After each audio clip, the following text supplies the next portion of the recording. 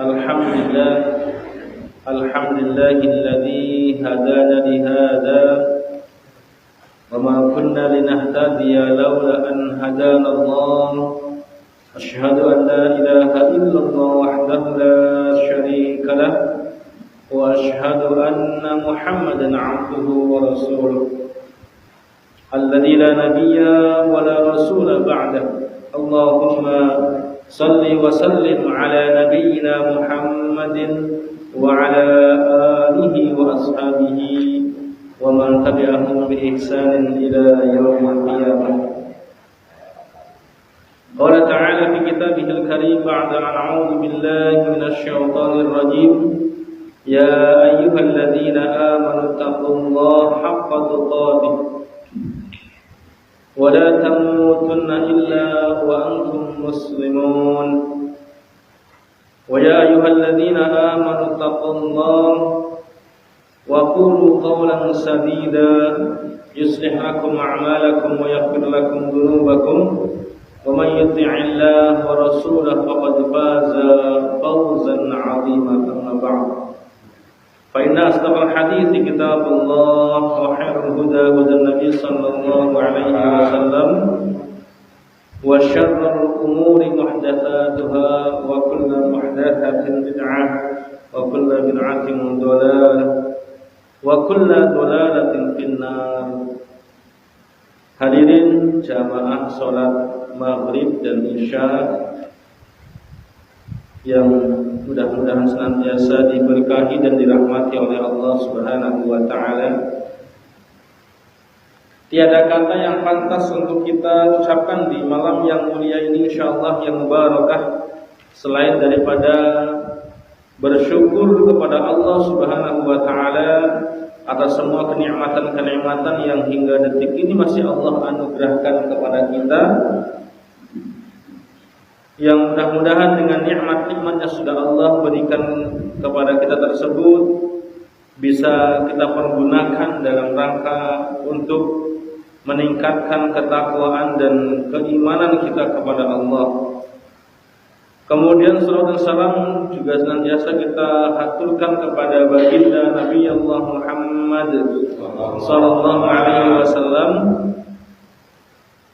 yang dengan penuh pengorbanannya beliau telah memperjuangkan agama Islam ini sampai titik darah terakhir, ya.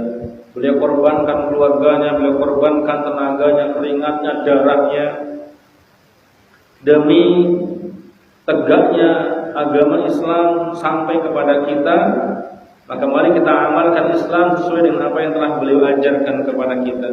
Dan kita berdoa kepada Allah, mudah-mudahan kita termasuk orang-orang yang nantinya pada hari kiamat mendapat syafaat dari beliau.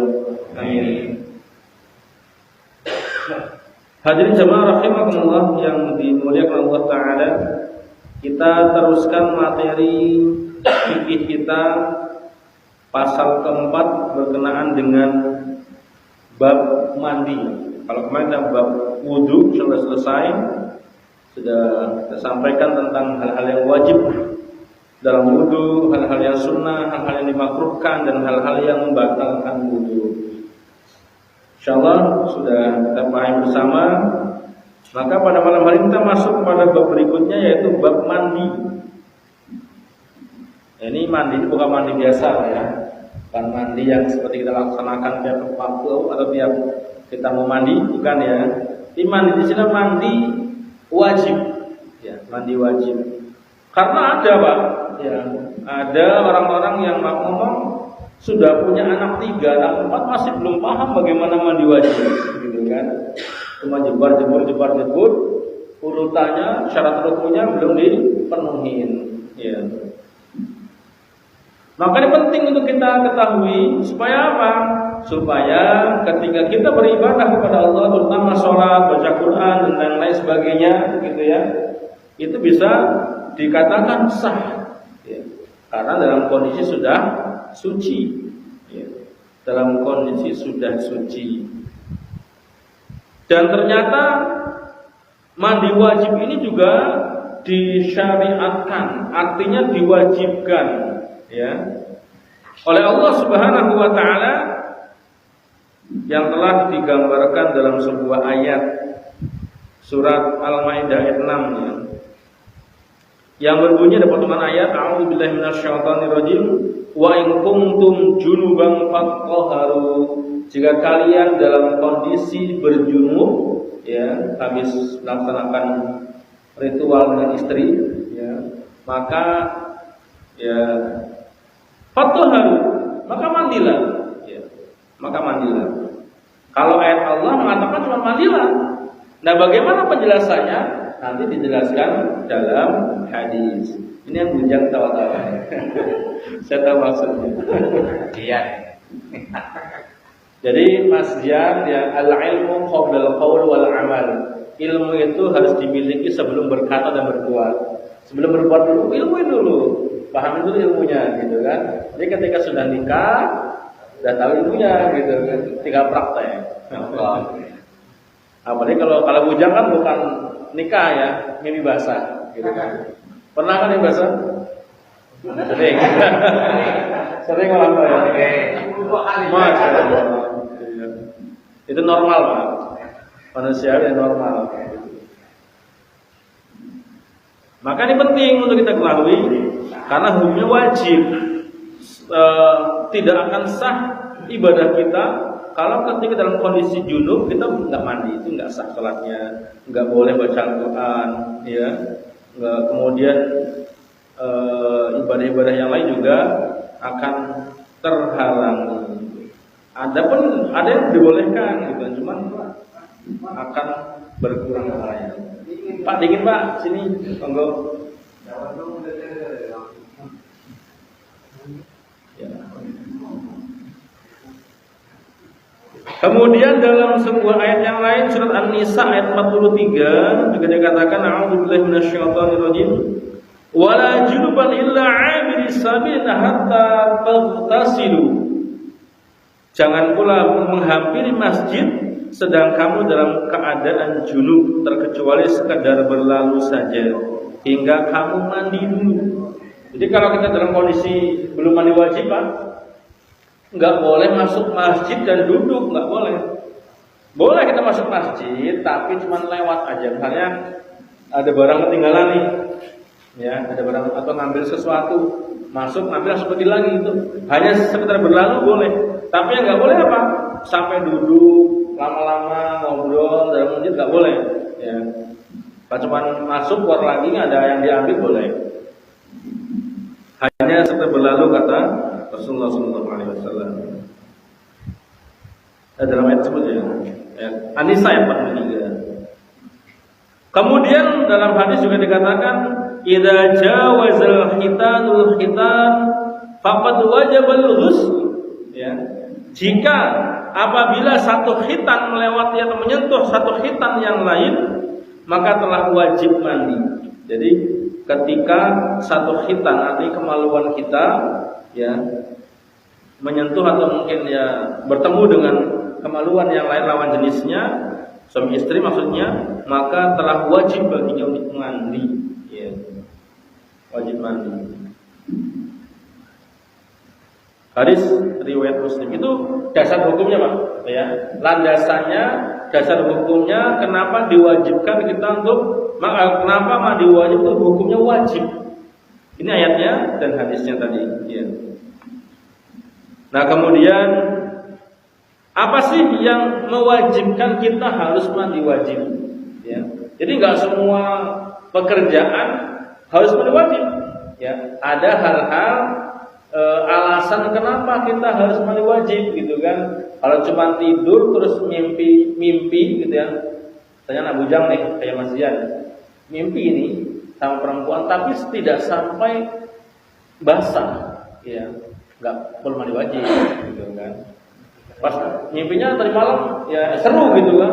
Seru mimpinya gitu sama mungkin ceweknya atau gimana gitu ya, lawan jenis lah gitu ya. Kemudian tahu-tahu pas bangun dilihat enggak basah, maka tidak harus mandi wajib. Nah, maka di sini apa sih yang mewajibkan kita harus mandi? Kita harus mandi wajib. Yang pertama jinabah karena hadas besar, ya. Di antaranya adalah jima, ya, bertemunya kedua kemaluan laki-laki dan perempuan, ya, bukan laki-laki semua. Ya, itu namanya homo, ya, kalau laki-laki dengan laki-laki. Jadi bertemunya dua khitan atau dua kemaluan laki dan perempuan walaupun tanpa inzal. Inzal itu adalah keluarnya air mani dengan perasaan enak pada saat terjaga, ya, dari laki-laki atau perempuan, ya. Jadi bertemu kedua kemaluan laki-laki dan perempuan, ya, seperti itu. Dalam sebuah ayat dikatakan yang tadi, ya, wa in kuntum junuban fatahharu, dan jika kamu junub maka bersucilah atau mandilah. Oh, ini ada koreksi Mas Dian, ada koreksi. Jadi maaf tadi ada sedikit kesalahan. Walaupun tidak keluar, ya, tidak keluar air mani tanpa inzal, walaupun tanpa inzal di sini katakan tetap harus mandi ternyata. Salah tadi, ya, saya nyampaikan. Maaf. Apabila kedua khitan kemaluan laki-laki dan perempuan saling bertemu, maka telah mandi wajib baginya mandi. Ini dalam hadis yang lain dikatakan, idzal taqal khitanani faqad wajabal ghusl. Jadi wajibnya kita mandi wajib. Yang pertama karena berhubungan, ya, berhubungan atau mimpi basah. Bertemunya dua kemaluan. Yang kedua, alasan kenapa harus mandi wajib karena terputusnya darah haid dan nifas bagi perempuan, yang laki-laki enggak. Yang ketiga itu karena orang yang murtad atau orang kafir masuk Islam. Maka sebelum dia masuk Islam, ya, dia mandi wajib dulu. Terus ada yang bertanya, mandi wajib dulu atau bersyahadat dulu, gitu kan? Kalau memang dia paham mandi wajib, maka mandi wajib dulu. Kalau dia belum paham bagaimana mandi wajib, ya, maka boleh syahadat dulu, habis syahadat, terus mandi wajib, ya, baru melaksanakan kewajiban dalam Islam, sholat dan sebagainya. Ya. Orang-orang kafir yang masuk Islam wajib baginya mandi, sebagaimana yang telah diperintahkan Nabi SAW kepada Sumamah al-Hanafi ketika beliau masuk Islam. Nah, yang keempat, alasan kita diwajibkan mandi wajib, ya, karena meninggal dunia. Kalau orang meninggal dunia bukan mandi wajib, dimandi wajibkan, gitu kan? Bukan mandi sendiri. Ya, kamu kan seorang jenazah atau mandi sendiri, gitu kan? Dimandi wajibkan. Insyaallah di lain waktu harus sudah waktu sampai materinya kita akan belajar bagaimana memandikan jenazah, mengkafani jenazah, gitu kan? Menyolatkan jenazah, menguburkan jenazah dan lain sebagainya. Insyaallah. Ya, kita bersabar, ya. Dan diharapkan bisa rutin hadir biar enggak ketinggalan materi, gitu kan. Jadi ada 4 alasan, Pak, ya, jamaah sekalian, kenapa kita harus mandi wajib. Yang pertama tadi karena habis berhubungan, ya, atau memiliki basah bagi yang bujang. Yang kedua karena terputusnya atau terhenti darah haid. Yang ketiga karena masuk Islam, dan yang keempat karena meninggal dunia, ya. Nah, kemudian kalau tadi mandi wajib mandi, gitu ya. Nah, kalau sekarang disunnahkan mandi wajib, artinya boleh mandi boleh enggak, ya, boleh mandi boleh enggak, karena hukumnya sunnah. Kalau mau mandi silakan, lebih afdal, tidak masalah. Yang pertama apa? Yang pertama mandi pada hari Jumat, ya.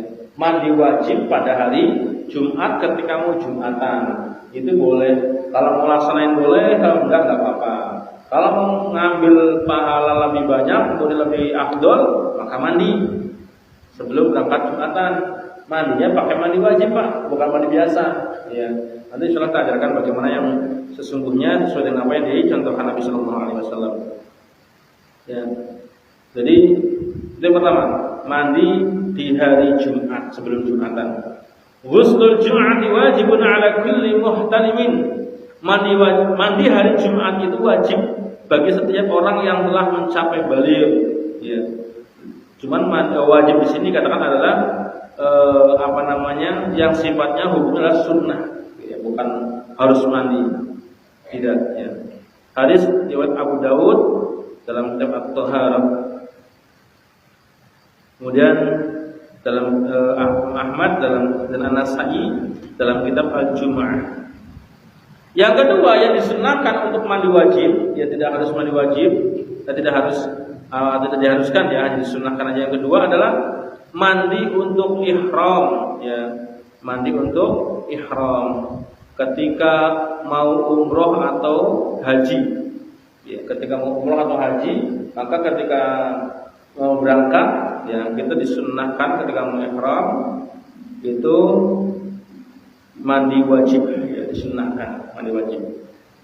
Yang ketiga disunahkan untuk mandi wajib karena memasuki kota Mekah untuk wukuf di Arafah. Ya. Sebagaimana diperintahkan Rasulullah SAW ketika memasuki kota Mekah untuk wukuf, ya untuk wukuf di Arafah. Itu biasanya di tanggal 9-10 Zulhijjah, ya. Itu wukuf 10 Zulhijjah di semalaman wukuf, ya, atau mabit, ya, wukuf di sana. Kemudian besoknya Idul Adha atau motong kurban. Yang keempat, mandi karena telah memandikan jenazah. Jadi ketika ada petugas yang memandikan jenazah, ada yang meninggal, maka disunahkan mandi wajib. Ya kalau tidak mandi tidak masalah sih, gitu, karena hukumnya sunnah gitu kan, tidak wajib. Tapi lebih afdol kalau memang ada kesempatan, ada waktu, ya kita mandi dulu sebelum menyolatkan jenazah. Petugas-petugas yang tadi memandikan jenazah itu disunahkan mandi wajib dulu, baru bisa mengikuti sholat jenazah untuk mensolatkan orang yang meninggal dunia. Jadi sama 4. Yang diwajibkan ada 4, yang disunahkan ada 4. Nah kemudian berikutnya adalah hal-hal yang wajib dalam mandi wajib. Jadi ada hal-hal yang harus kita laksanakan ketika kita mau mandi wajib sampai selesainya mandi wajib. Yang pertama apa? Adanya niat dalam hati. Ya. Jadi ketika sebelum kita mau mandi wajib, niat dulu dalam hati kita bahwasanya kita mau melaksanakan mandi wajib. Ya. Adapun lafaznya, ya tidak ada diterangkan bahwasanya ada lafaz khusus yang kita perlu baca dalam atau sebelum ketika mau mandi wajib, itu tidak ada. Ya. Hanya sebagian dari para imam yang memberikan ya tentang lafaznya itu hanya untuk memantapkan saja. Yang jelas, yang pastinya apa? Cukup ada keinginan dalam hati, ya, ada keinginan dalam hati kita bahwasanya kita mau melaksanakan mandi wajib. Itu sudah niat, ya, sudah niat. Karena niat itu letaknya di hati, Pak, bukan di lisan, ya, bukan di lisan. Niat letaknya di hati kita. Sebuah keinginan yang terdapat dalam hati kita, keinginan untuk melaksanakan mandi wajib. Yang kedua, hal-hal yang wajib dalam mandi wajib, ya, adalah apa? Mengguyurkan air ke seluruh tubuh dengan air sambil menggosoknya sebisa mungkin. Jadi adanya mengguyurkan air, ya, ke seluruh tubuh itu harus, ya, harus. Dan yang ketiga, yang wajib, ya, dalam mandi wajib adalah menyela-nyela jari-jari tangan dan kaki, rambut, kepala dan yang lainnya. Kemudian mengulanginya pada bagian yang sukar terkena air, seperti pusat, ya, mungkin di bawah lutut, belakang lutut, sela-sela jari-jari tangan, jari-jari kaki dan rambut itu di sela-sela, ya, di sela-sela. Jadi ketiga, Pak, ada 3 hal-hal yang tidak boleh ditinggalkan ketika mau melaksanakan mandi wajib. Yang pertama adanya niat dalam hati, ya, adanya niat dalam hati. Kemudian yang kedua adanya mengguyurkan air ke seluruh tubuh.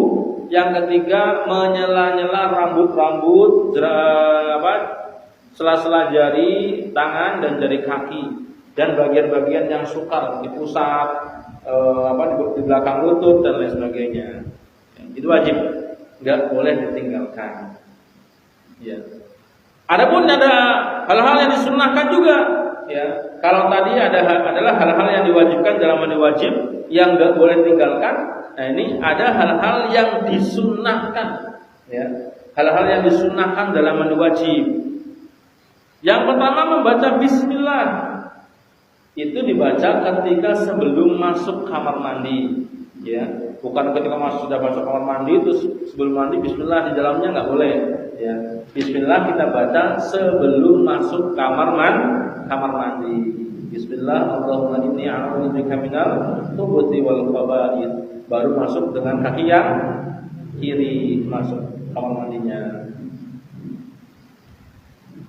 Yang kedua, membasuh kedua telapak tangan sebelum masukkannya ke dalam bejana. Ya, membasuh kedua telapak tangan itu sunnah. Yang tiga, memulainya dengan membersihkan bagian yang kotor, mencuci kemaluan, mencuci dubur. Kemudian misalnya kaki kita belepotan, dibersihkan dulu, gitu kan? Jadi mencuci bagian-bagian yang kotor. Ya, itu yang ketiga. Yang keempat, mendahulukan anggota wudu sebelum membersihkan anggota tubuh yang lainnya. Jadi membersihkan anggota wudu, ya, berwudu dulu, itu sunnahnya sebelum membersihkan yang lainnya. Yang kelima, berkumur-kumur, beristinsyak atau memasukkan air ke hidung, ya. Kemudian dikeluarkannya, berkumur-kumur, kemudian memasukkan air ke hidung dan dikeluarkannya, itu sunnah. Ya, itu sunnah.